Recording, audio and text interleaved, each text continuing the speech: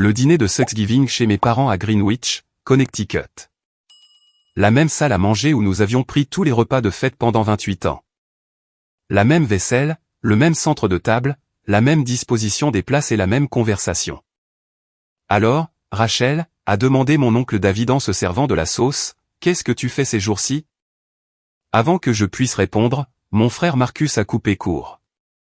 Oh, Rachel est toujours en train de jouer à l'entrepreneur. Qu'est-ce que c'est maintenant? La troisième start-up qui a échoué?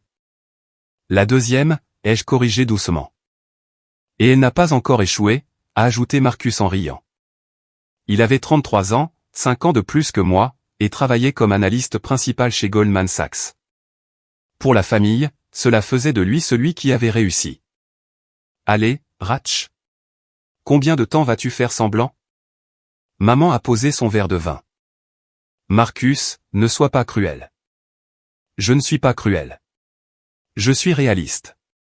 Elle a 28 ans, elle vit dans un studio à Queens, elle travaille sur un truc technologique que personne ne comprend.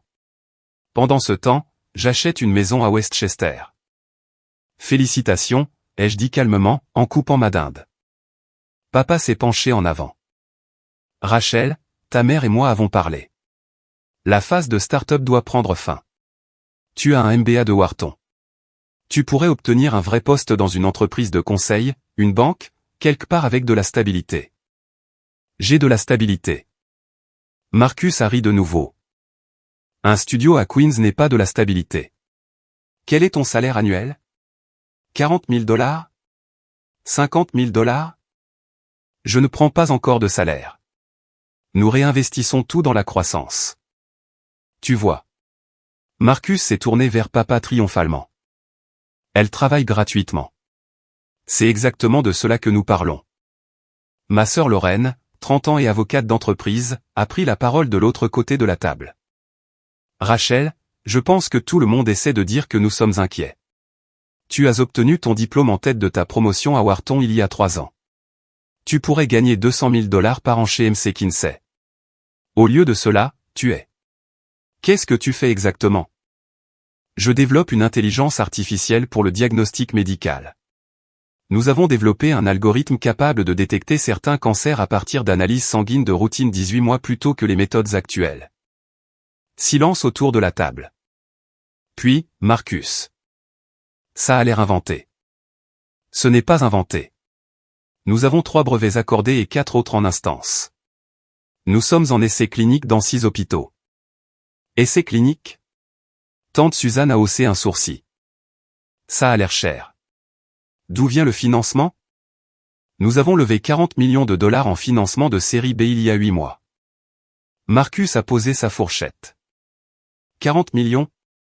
Rachel, arrête de mentir. Je ne mens pas. Alors montre-nous des preuves. Montre-nous un relevé bancaire, un contrat, n'importe quoi. J'aurais pu. J'avais les term sheets sur mon téléphone, les certificats de brevet, les accords de partenariat avec les hôpitaux. Mais j'avais appris quelque chose au cours de 3 ans de dîner de famille.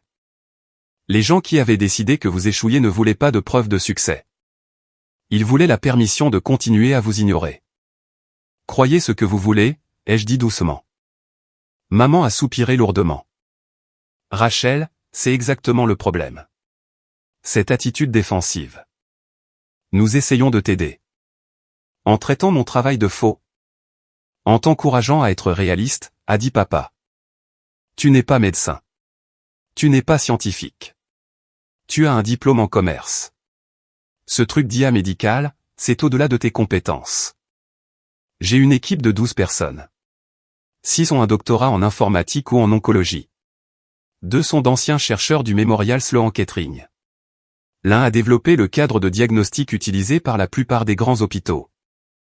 Et tu es quoi, leur patronne? Le ton de Marcus était empreint de pur scepticisme. Je suis la PDG et la fondatrice. J'ai construit l'algorithme initial, obtenu les brevets, levé les fonds et assemblé l'équipe. Lorraine a échangé un regard avec Marcus. Rachel, c'est une sacrée affirmation. Ce n'est pas une affirmation. C'est ce que je fais tous les jours. Alors pourquoi vis-tu à Queens, a exigé Marcus. Si tu diriges une entreprise de 40 millions de dollars, pourquoi n'es-tu pas à Manhattan? Pourquoi t'habilles-tu comme si tu achetais chez H&M? Pourquoi conduis-tu une Toyota vieille de 10 ans? Parce que j'accorde plus d'importance à la mission qu'aux apparences, et parce que chaque dollar que je ne dépense pas en luxe est un dollar que nous pouvons investir dans la recherche. C'est une excuse commode pour être fauché, a murmuré Marcus. J'ai posé mes couverts avec précaution. Je ne suis pas fauché. Bien sûr que non. Il a bu une longue gorgée de vin. Écoute, je comprends. Personne ne veut admettre l'échec, mais à un moment donné, tu dois réduire tes pertes et trouver un vrai travail. Je peux probablement te décrocher un entretien chez Goldman. Un poste d'entrée de gamme, évidemment, mais c'est un début. Je ne veux pas un poste d'entrée de gamme chez Goldman. Parce que tu es trop fier pour admettre que tu as perdu 3 ans. Parce que je suis occupé à diriger mon entreprise. Ton entreprise imaginaire, a-t-il corrigé. Maman a tendu la main de l'autre côté de la table pour me tapoter la main. Chérie, nous t'aimons, mais ce fantasme doit prendre fin. Tu as presque 30 ans. Ne veux-tu pas de stabilité, de mariage, d'enfants? Comment vas-tu trouver un mari quand tu fais semblant de diriger une entreprise médicale? Je ne fais pas semblant. Alors prouve-le, a lancé Marcus. Montre-nous quelque chose de réel. Pas des histoires de brevets et de financement. Des preuves concrètes. Je pouvais sentir tous les regards sur moi. Tante Suzanne, oncle David, Lorraine, maman, papa, Marcus, tous attendaient que je produise des preuves ou que j'admette que j'avais menti. J'ai pensé à mon téléphone dans mon sac à main. Les emails de John Hopkins concernant les résultats de nos essais cliniques.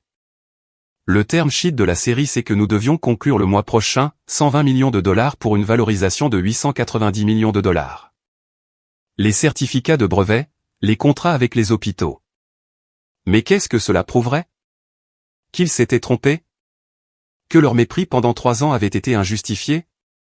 Ils trouveraient une autre raison de douter, une autre façon de minimiser, une autre explication qui leur permettrait de continuer à croire que j'étais la déception de la famille. Je n'ai rien à vous prouver, ai-je dit doucement. Marcus s'est penché en arrière sur sa chaise. Traduction, elle n'a rien. Marcus, ça suffit, a dit papa, mais son ton manquait de conviction. Non, ce n'est pas suffisant. Pendant 3 ans, nous avons tous fait semblant de croire à son délire. Oh, Rachel est une entrepreneure. C'est passionnant. Pendant ce temps, elle vit dans un studio, travaille gratuitement, affirmant avoir levé 40 millions de dollars auprès d'investisseurs qui n'existent apparemment pas. Ils existent? Des noms? Donnez-moi des noms. Quelles sociétés de capital risque ont investi dans votre entreprise imaginaire? J'ai croisé son regard. Sequoia Capital, Andreessen Horowitz, Kleiner Perkins. La table est devenue complètement silencieuse. Ce sont les 3 plus grandes sociétés de capital risque du pays, a dit oncle David lentement. Je sais. Marcus a ri, mais cela sonnait forcé. D'accord, maintenant je sais que tu mens. Il n'y a aucun moyen que des entreprises comme ça aient investi dans une start-up d'IA médicale dirigée par une jeune femme de 28 ans sans aucune expérience dans le domaine de la santé. Ils ont fait leur diligence raisonnable. Ils ont cru en la technologie et à l'équipe. Rachel, la voix de Lorraine était douce mais ferme. Ces entreprises investissent dans des sociétés fondées par des docteurs de Stanford et des entrepreneurs en série, pas des MBA de Wharton sans formation technique. J'ai appris à coder seul quand j'avais 15 ans. J'ai une mineure en informatique de Penn, et j'ai fait 2 ans de recherche sur le cancer à Penn Medicine avant l'école de commerce. Tu n'as jamais mentionné ça, a dit maman. J'ai essayé plusieurs fois. Personne n'était intéressé. Marcus était en train de faire défiler son téléphone. Je cherche ton entreprise. Comment s'appelle-t-elle? J'ai hésité. L'entreprise avait délibérément maintenu un profil bas. Nous n'étions pas encore prêts pour l'attention du public. Nous voulions que les essais cliniques soient terminés et l'approbation de la FDA obtenue en premier, mais l'information était techniquement publique. Sentinelle diagnostic, ai-je dit finalement. Marcus a tapé rapidement, puis s'est arrêté. Son visage est devenu pâle. Quoi? Lorraine s'est penchée pour regarder son écran. Son expression est passée du scepticisme au choc. Rachel, a-t-elle dit lentement. Il y a un article de Forbes ici datant d'il y a 3 semaines. Sentinel Diagnostic lève 40 millions de dollars pour révolutionner la détection du cancer. La table a éclaté en voix. Laisse-moi voir ça. C'est réel? Forbes ne publierait pas si. Marcus regardait toujours son téléphone. Il y a une photo. C'est. Il a tourné l'écran vers moi. C'est toi. J'ai regardé la photo familière, celle que Forbes avait prise lors de leur interview dans notre laboratoire à Manhattan. Photographe professionnel, stylisme professionnel. Moi en blouse blanche, debout devant notre équipement de diagnostic, regardant directement l'appareil photo. Quand cela a-t-il été publié, a demandé papa. Le 8 novembre, a lu Lorraine sur son propre téléphone. Il y a 3 semaines. 3 semaines? La voix de maman a monté. Rachel, pourquoi ne nous as-tu pas dit? J'ai essayé de vous le dire. Pendant 3 ans. Marcus faisait défiler frénétiquement. Il y a des dizaines d'articles. TechCrunch, CNBC, The Wall Street Journal. Rachel, qu'est-ce que? Son téléphone a commencé à vibrer. Puis celui de papa, puis celui de Lorraine. Tout d'un coup, leurs téléphones se sont allumés avec des notifications. Marcus a répondu le premier. Allô? Oui, c'est Marcus Chin. Quoi? Non, je. Quelle couverture? Il est resté silencieux, écoutant, son visage vidé de toute couleur. Tu es sûr? Ce n'est pas possible. Il m'a regardé, les yeux écarquillés. Tu es en couverture de Forbes. Quoi? Maman a attrapé son téléphone. Le numéro du Forbes 31h30, a dit Marcus faiblement. Catégorie santé. Il sort en numérique ce soir. Quelqu'un à mon bureau vient de le voir. Il a tourné l'écran de son téléphone vers la table, et j'étais là, la couverture de Forbes, le numéro spécial 31h30. Mon visage centré sur l'écran, professionnel et confiant, avec le titre « La plus jeune milliardaire de la santé, comment Rachel Chin révolutionne la détection du cancer ». Le mot « milliardaire » a semblé résonner dans la salle à manger silencieuse. C'est impossible, a chuchoté Marcus. Il est écrit « et milliardaire » avec un B. Lorraine lisait sur son propre téléphone, sa voix d'avocate tremblante. L'article dit. Il dit, Sentinel Diagnostic est valorisé à 1,2 milliard de dollars après la clôture de la série c'est le mois prochain. Rachel, tu possèdes 62% de l'entreprise. Cela fait ta fortune nette 744 millions de dollars, ai-je dit doucement. Sur le papier. Jusqu'à la clôture de la série C, alors elle sera plus élevée. Silence. Silence absolu. Puis le chaos. Tu vaux 700 millions de dollars? La voix de maman était presque un cri. Et tu vis à Queens? Pourquoi ne nous as-tu pas dit, a exigé papa. Je les ai regardés chacun calmement. J'ai essayé. Lors du dernier Thanksgiving, j'ai expliqué que nous avions levé des fonds de série à Marcus a dit que je jouais à l'entrepreneur. À Noël, j'ai mentionné les essais cliniques. Lorraine a dit que cela semblait au-delà de mes compétences. À Pâques, j'ai parlé des approbations de brevets. Maman a dit que je devrais trouver un vrai travail. Mais tu n'as jamais dit que tu valais. Marcus a commencé. Parce que la valorisation n'était pas encore réelle. Ce n'était que des projections. Et parce que chaque fois que j'essayais d'expliquer ce que je construisais, quelqu'un m'interrompait pour me dire que je perdais mon temps. Lorraine lisait sur son téléphone, son attitude professionnelle brisée. L'article de Forbes dit que Sentinel Diagnostic a des partenariats avec Johns Hopkins, la Mayo Clinic, la Cleveland Clinic, le Massachusetts General, Cedars-Sinai et l'UCSF, 6 des 10 meilleurs hôpitaux du pays. Nous allons commencer les essais cliniques à Stanford et Penn Medicine le trimestre prochain, ai-je ajouté. Cela fera 8. Le téléphone de Marcus a de nouveau vibré. Il l'a regardé et est devenu encore plus pâle. C'est mon directeur général, a-t-il dit.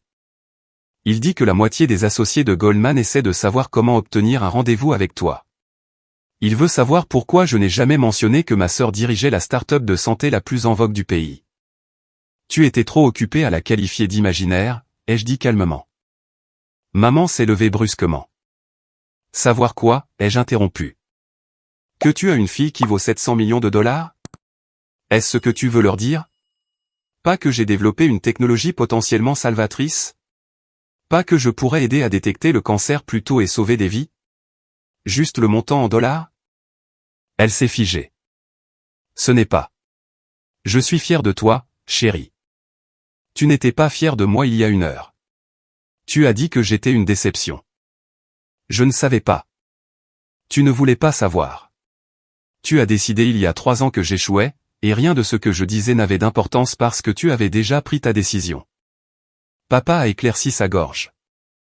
Rachel, ce n'est pas juste. Nous essayons de te protéger. En me moquant de moi à chaque réunion de famille? En me proposant des postes d'entrée de gamme chez Goldman? En qualifiant le travail de ma vie de jouer à l'entrepreneur? Nous pensions. Lorraine a commencé. Vous pensiez que je mentais ou que j'étais délirant tous les deux, parce que mon chemin ne ressemblait pas au vôtre. Marcus a posé son téléphone avec précaution. Ses mains tremblaient. Rachel, je suis désolé. J'ai été incomplet. Je ne savais pas. Tu n'as pas demandé. Aucun de vous n'a demandé. Vous avez vu le studio à Queens et la vieille Toyota et avez décidé que cela signifiait que j'avais des difficultés. Vous n'avez jamais considéré que je pouvais choisir de vivre modestement parce que je croyais en la réinvestissement du capital dans la recherche. Mais tu aurais pu expliquer, a commencé maman. J'ai essayé pendant 3 ans. Chaque dîner de famille, chaque fête, chaque appel téléphonique. J'ai expliqué la technologie, les brevets, le financement, les essais cliniques. Et chaque fois, quelqu'un a rejeté cela comme un fantasme, un délire ou un faire-semblant. La table était maintenant complètement silencieuse. Plusieurs téléphones vibraient constamment, mais personne n'y répondait. Oncle David a parlé doucement. Rachel, qu'est-ce que fait exactement ta technologie?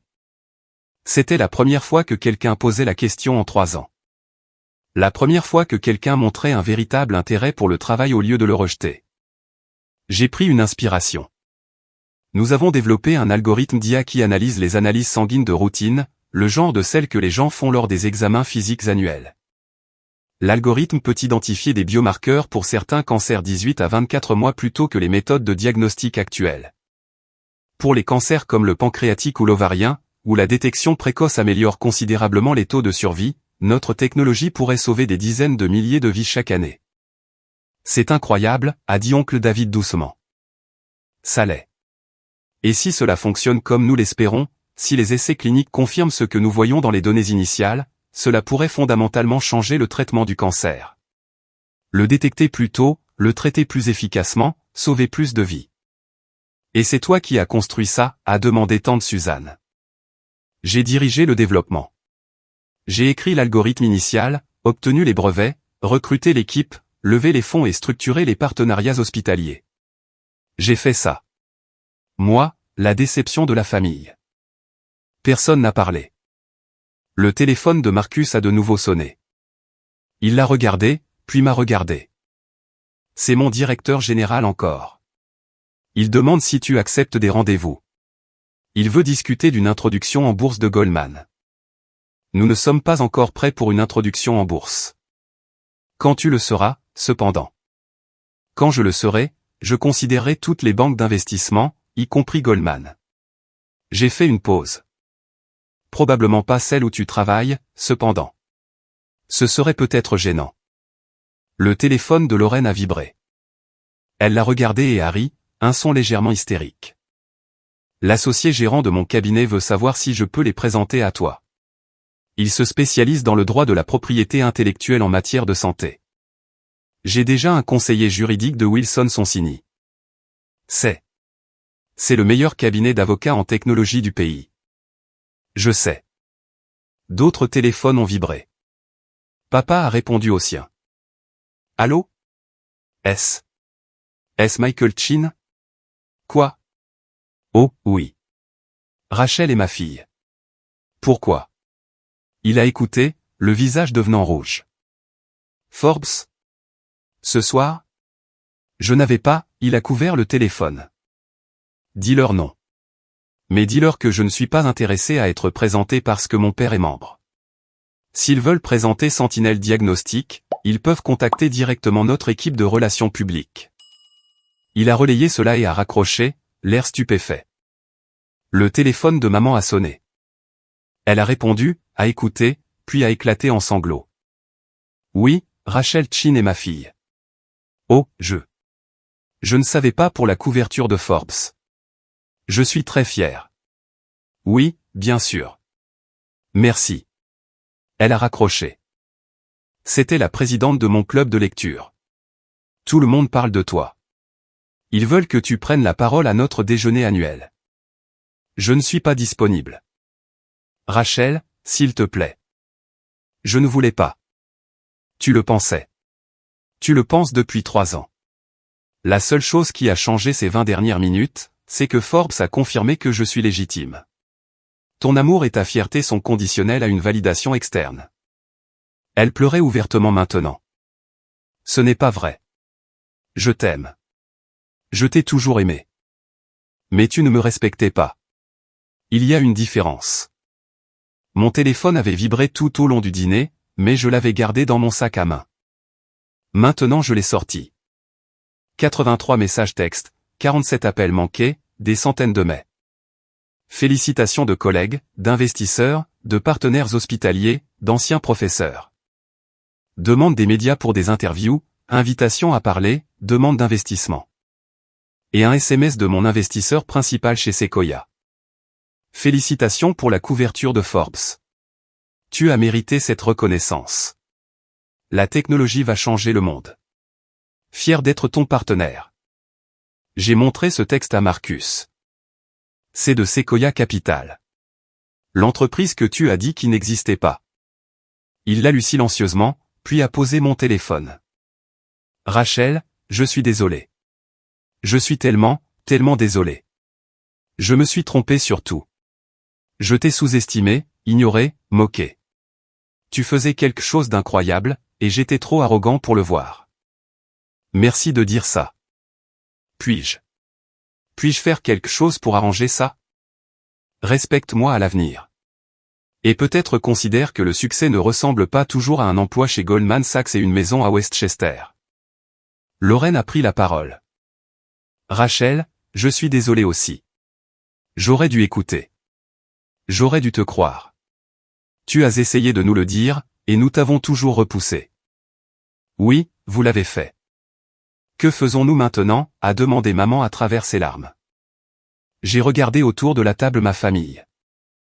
Les mêmes personnes qui m'avaient ignoré pendant 3 ans, qui avaient traité mon travail de faux, mes réalisations d'imaginaire, ma vie de gâchis. Et maintenant, ils me regardaient tous avec admiration et regret et un désir désespéré de faire partie de ce succès qu'ils avaient refusé de reconnaître jusqu'à ce que Forbes le confirme. Maintenant, ai-je dit calmement, je retourne au travail. J'ai des essais cliniques à surveiller, des approbations de la FDA à obtenir et des partenariats hospitaliers à développer. La couverture de Forbes est agréable, mais elle ne change pas la mission. Nous essayons toujours de sauver des vies. Pouvons-nous aider, a demandé papa. Y a-t-il quelque chose que nous puissions faire? Vous pouvez commencer par lire l'article de Forbes. Lisez-le. Apprenez ce que j'ai construit, pourquoi c'est important, comment cela fonctionne. Non pas parce que cela me rend riche, mais parce que cela pourrait sauver des milliers de vies. Nous le ferons, a promis maman. Je lirai tout ce soir. Et peut-être réfléchissez à la raison pour laquelle vous avez eu besoin de Forbes pour vous dire que j'avais réussi avant de me croire. Pourquoi ma parole pendant 3 ans n'a pas suffi? Pourquoi la validation externe importait plus que le travail réel de votre fille?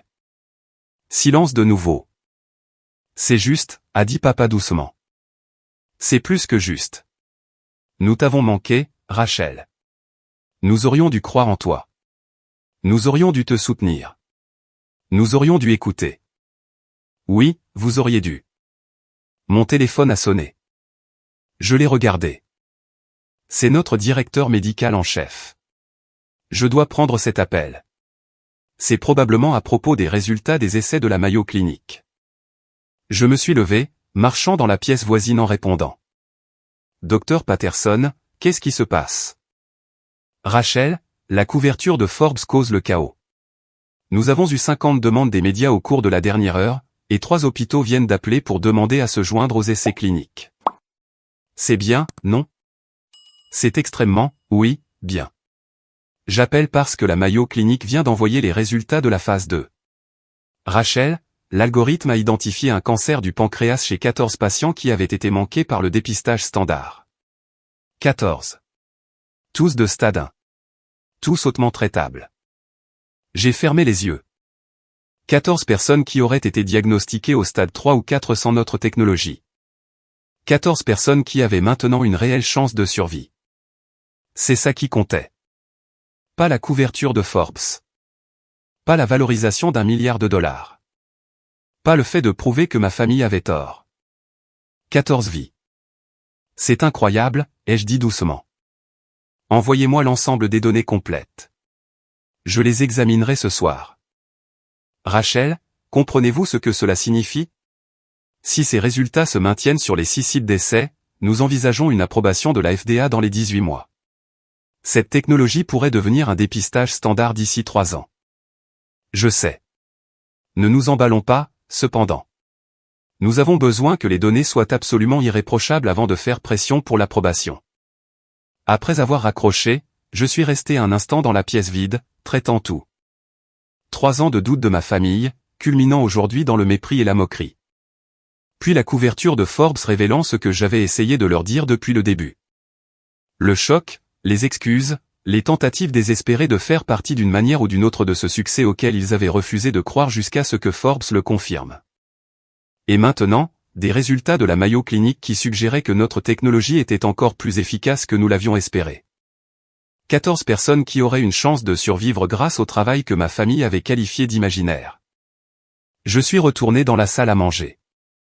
Tout le monde était toujours assis là, leur téléphone sorti, lisant des articles sur moi et Sentinel Diagnostic. Je dois y aller, ai-je annoncé. J'ai des résultats d'essai à examiner. Rachel, attends. Maman s'est levée. Pouvons-nous parler, s'il te plaît? Pas ce soir, mais bientôt. Je veux comprendre ce que tu fais. Vraiment le comprendre, chérie. Et je veux m'excuser correctement. Pas seulement pour ce soir, mais pour 3 ans de non-écoute. J'ai regardé son visage baigné de larmes. L'expression coupable de papa. Marcus et Lorraine, tous deux ayant l'air honteux et admiratifs à parts égales. D'accord, ai-je dit finalement. Mais pas cette semaine. J'ai besoin d'espace pour tout traiter. Bien sûr, quand tu seras prête. Marcus s'est levé. Rachel, avant de partir, puis-je te demander quelque chose? Quoi? Cette offre pour un poste d'entrée de gamme chez Goldman. J'ai été incomplet. Mais si tu as besoin de quoi que ce soit de moi, n'importe quelle relation, n'importe quelle aide, n'importe quoi, je veux arranger ça. Je l'ai considéré. Mon frère aîné qui s'était moqué de moi sans relâche pendant 3 ans, qui avait appelé le travail de ma vie et joué à l'entrepreneur et mon entreprise imaginaire, qui offrait maintenant de l'aide parce que Forbes avait confirmé ma légitimité. Si tu veux arranger ça, ai-je dit, commence par me traiter avec respect, indépendamment de ce que dit Forbes. Commence par croire ta sœur quand elle te dit ce qu'elle accomplit. Commence par soutenir les gens avant qu'il n'ait des valorisations d'1 milliard de dollars. Je le ferai. Je le promets. J'ai attrapé mon manteau et mon sac à main et me suis dirigé vers la porte. Rachel a appelé papa après moi. Je me suis retourné. Nous sommes fiers de toi. Vraiment fiers. Non pas à cause de l'argent ou de la couverture de Forbes, mais parce que tu as construit quelque chose de significatif, quelque chose qui compte. Merci. Mais j'aurais aimé que vous soyez fiers il y a 3 heures quand vous m'avez traité de déception. Je suis parti avant que quiconque ne puisse répondre. Le trajet de retour à Queens a pris 40 minutes. Mon téléphone sonnait constamment. Des membres de ma famille appelaient, des collègues envoyaient des SMS, les médias demandaient des interviews. J'ai ignoré la plupart, me concentrant sur la route. Mais un appel, j'ai répondu. Mon cofondateur et directeur de la technologie, le Dr James Wu. Rachel, avez-vous vu la couverture de Forbes? Je l'ai vue. C'est incroyable. Félicitations. Bien que, je suppose que votre dîner de famille est devenu très intéressant. On peut dire ça. C'était à quel point mauvais. Mon frère a qualifié mon entreprise d'imaginaire. Ma mère m'a traité de déception. Puis ils ont découvert la couverture de Forbes et la valorisation d'1 milliard de dollars, et soudain tout le monde voulait célébrer. James est resté silencieux un instant. Cela a dû être à la fois validant et terrible. En gros. Pour ce que ça vaut, tout le monde dans l'équipe savait que vous étiez brillante il y a des années. Nous n'avions pas besoin de Forbes pour nous le dire. Merci, James. Aussi, nous devons parler des résultats de Mayo. Le docteur Patterson les a envoyés. 14 cas détectés. C'est énorme, Rachel. Nous pourrions en fait avoir quelque chose qui change fondamentalement le traitement du cancer. Je sais. Je serai au laboratoire dès demain matin. Nous devons analyser les données attentivement avant de faire des déclarations publiques. D'accord. Mais Rachel, c'est la véritable réalisation, pas la couverture de Forbes. Ceci. Après avoir raccroché, je suis entré dans mon immeuble à Queens. Le même studio que Marcus avait moqué ce soir. Petit, simple, abordable, tout ce dont j'avais besoin. J'aurais pu acheter un penthouse à Manhattan, une maison à Greenwich comme mes parents, quelque chose qui criait le succès et la richesse. Mais j'avais choisi d'investir l'argent dans la recherche à la place, dans les essais cliniques et l'équipement, dans l'embauche des meilleures personnes. Parce que 14 personnes à la Mayo Clinic venaient d'être diagnostiquées avec un cancer de stade 1 hautement traitable au lieu de condamnation à mort à un stade avancé. Cela valait plus que n'importe quel appartement de luxe. À l'intérieur, j'ai préparé du thé et ouvert mon ordinateur portable. Les données de la Mayo Clinic attendaient. 14 patients, 14 vies. Mon téléphone a vibré avec un autre message. Celui-ci de maman. J'ai lu tout l'article de Forbes. Puis j'ai lu 10 autres articles sur Sentinel Diagnostic. Rachel, ce que tu fais est extraordinaire. Je suis désolé de ne pas l'avoir vu avant. Je suis désolé d'avoir eu besoin de Forbes pour me le montrer. Je t'aime et je suis fier de toi. Non pas parce que tu es milliardaire, mais parce que tu sauves des vies. J'ai regardé le texte pendant longtemps. Puis j'ai tapé « Merci ». Cela signifie beaucoup. Parlons ce week-end. Sa réponse est venue immédiatement. Quand tu seras prête. Je serai là. J'ai mis le téléphone de côté et ouvert les données de Mayo. 14 patients, 14 familles qui pourraient garder leurs proches plus longtemps, 14 chances de survie. C'était la vraie histoire. Pas la couverture de Forbes. Pas la valorisation d'1 milliard de dollars. Pas le fait de prouver que ma famille avait tort. Juste le travail, la mission, l'effort quotidien de construire quelque chose qui comptait. Demain, l'attention des médias continuerait. Plus d'articles, plus d'interviews, plus de gens soudainement intéressés par ce que je faisais. Mais ce soir, j'avais des données à examiner, des vies qui pourraient être sauvées, un travail qui comptait vraiment. J'ai ouvert le premier dossier patient et j'ai commencé à lire. Ce moment tranquille dans un studio à Queens, à examiner des données médicales qui pourraient changer le traitement du cancer. C'était le succès. Tout le reste n'était que du bruit.